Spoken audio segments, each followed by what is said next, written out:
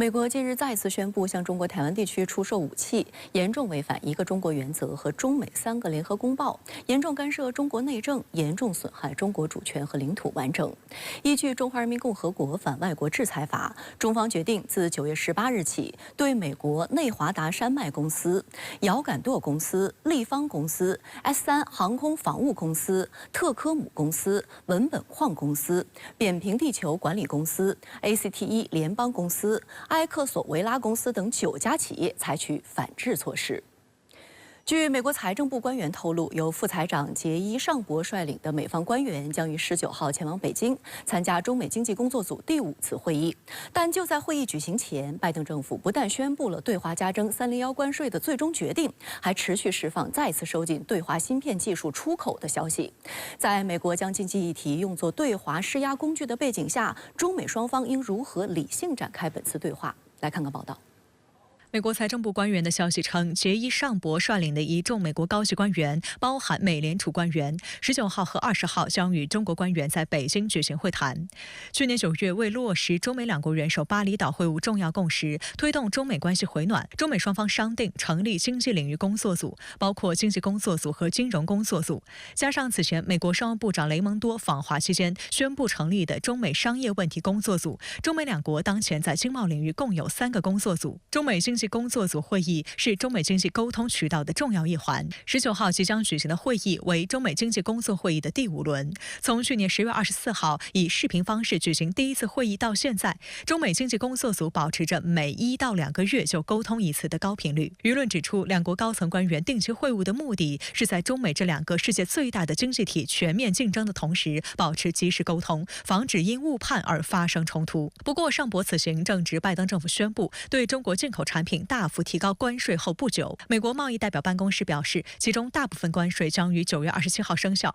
包括对中国电动汽车加征100%的关税，对太阳能电池加征50%的关税，对钢铁、铝、电动汽车电池和关键矿产加征25%的关税。分析认为，美国在会议之前高调宣布提高关税，或试图以此为抓手或工具继续对华施压，而中方毫无疑问会要求美方不能将经济问题，尤其是关税问题政治化。目前这个美国对中国的这样的一种贸易战已经是这么长一段时间了，但是我们看到表面上呢，虽然中国输美的商品它的比例在下降，但是事实上呢，中国的很多商品仍然是通过转口贸易，但仍然是到了美国。也就是说，美国的这个进口商，它其实是承担了这样一种供应链拉长之后的一种额外的成本。那么对于美国消费者来说，它一定也会被转嫁一部分的成本，它会对这个国家自身的经济，对这个国家它的企业的竞争力，以及对它的消费者福利都会带来非常负面的影响。值得注意的是，尚博在临行前表示，此行将与中方讨论一系列经济问题，既有达成共识的领域，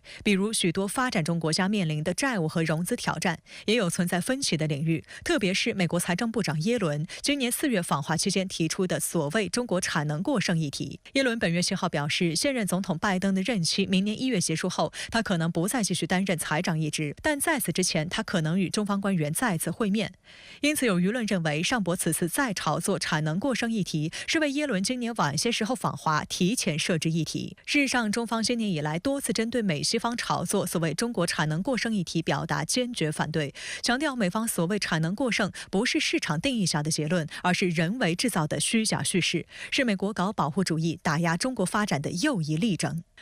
美国屡次打着产能过剩的幌子打压中国新能源产业，实际上是为促成自身制造业的回流做准备。关注气候变化问题的《纽约时报》专栏作家华莱士·威尔斯16号发表评论文章指出，美国及其盟友打着所谓反对中国补贴产能过剩的旗号，在绿色清洁能源领域疯狂打压中国，将导致全球绿色转型引擎空转，让世界陷入困境。华莱士·威尔斯认为，正当中国对绿色科技进行大规模投资并取得惊人突破之际，美国却压注在推出通胀削减法案等绿色科技关税战争上，试图用保护主义筑墙。这也意味着，如果绿色能源转型是一场竞赛，美国已经全方位地输给了中国。值得注意的是，为遏制中国半导体产业发展，美国还一直在向日本等盟友施压，谋求所谓协同管制对华芯片技术出口。近期，美国和日本已接近达成相关协议的消息曝光，美国希望能在11月大选前公布新的对华半导体出口管制措施，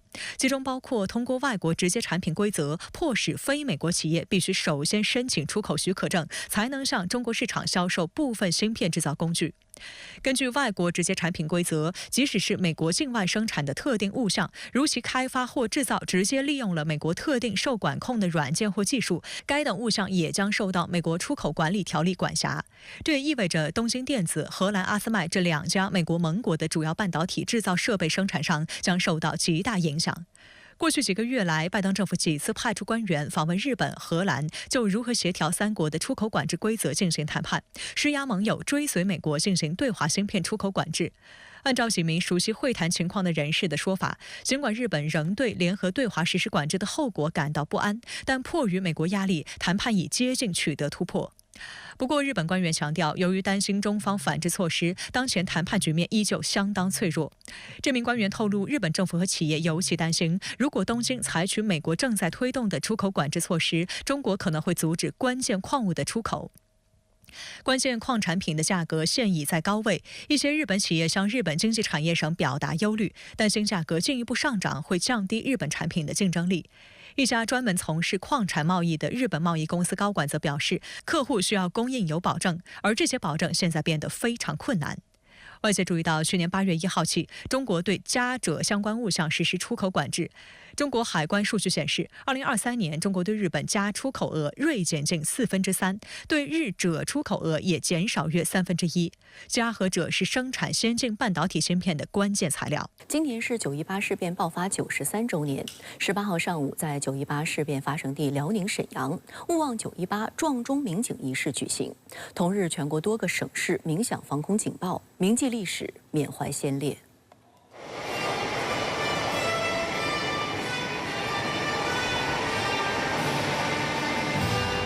18号上午，勿忘9·18撞钟鸣警仪式在辽宁沈阳9·18历史博物馆的残历碑广场举行。各界人士代表撞响警示钟，14响钟声回荡在空中，寓意着中华民族14年抗日战争的艰辛历程。辽宁省全省14个城市同时拉响防空警报，火车、轮船、汽车鸣笛，警示人们铭记历史，勿忘国耻。这已经是连续25年在这里举办勿忘9·18撞钟鸣警仪式，警示后人勿忘历史，珍爱和平。全国各地也都举办纪念活动，在侵华日军南京大屠杀遇难同胞纪念馆，社会各界代表撞响和平大钟，以此铭记历史，祈愿和平。上午10点40至11点03，深圳在全市进行防空警报示鸣。1931年9月18号晚10时许，侵华日军炸毁南满铁路柳条湖段，反诬中国军队所为，遂炮轰沈阳北大营，震惊中外的9·18事变爆发，点燃日军侵华战火。中国人民经过14年艰苦卓绝的斗争，最终取得了抗日战争的伟大胜利。硝烟散去，警钟长鸣。在侵华日军发动9·18事变93周年之际，多项历史物证展出，再次实证侵华日军罪行。18号，东北烈士纪念馆首次展出国家1级文物——侵华日军1939年满洲农业移民入植图。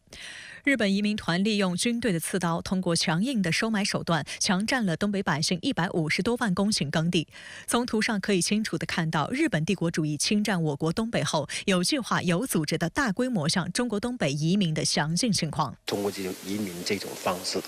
那是要改变我们中国东北的人口的这种比例以此来达到彻底长期的侵占这个东北的这个目的。